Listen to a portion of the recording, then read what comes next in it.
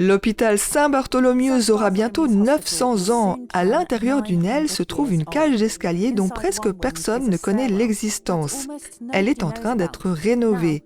William Hogarth a peint 2 œuvres dans cette cage d'escalier dans les années 1730.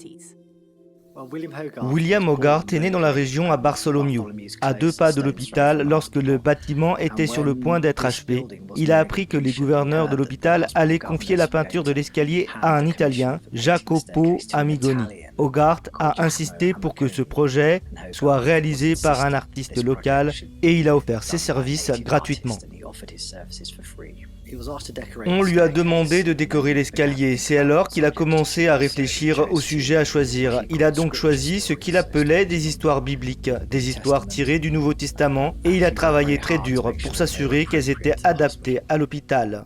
Le tableau derrière nous, la grande toile, c'est le Christ à la piscine de Bethesda. Jésus arrive donc à cette piscine de guérison à l'extérieur de Jérusalem, où lorsque l'ange est descendu et a fait onduler l'eau, s'il y entrait rapidement, vous seriez guéris. Jésus est à la tête d'une procession d'innocents affligés de maladies et de maux qui espèrent être guéris à la piscine. Au premier plan se trouve l'homme paralysé que le Christ rencontre et à qui il demande « Ne veux-tu pas être guéri ?» L'homme répond « Je n'ai personne pour me porter dans la piscine. » Le Christ lui dit « Prends ton lit et marche » et l'homme est guéri. C'est ce qui se passe dans la partie centrale. Puis à l'extrême droite, nous avons la femme riche qui tente de sauter la file d'attente et de passer avant les nécessiteux méritants. Hogarth insère donc un peu de morale dans le tableau.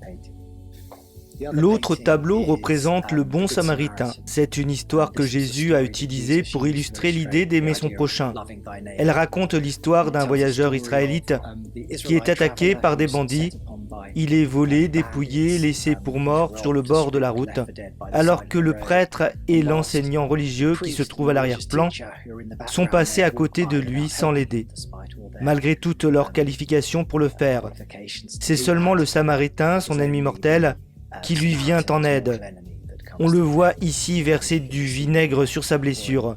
On voit la main droite de l'homme blessé se crisper lorsque le vinaigre entre sur sa blessure.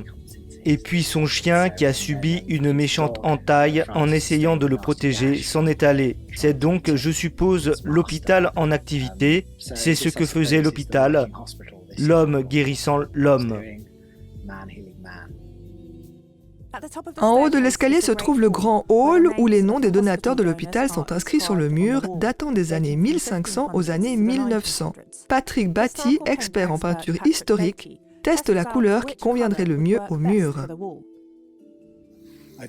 On m'a demandé de fabriquer une couleur qui corresponde ou soit assez proche de la couleur d'origine, que nous pensons être une couleur olive des années 1730.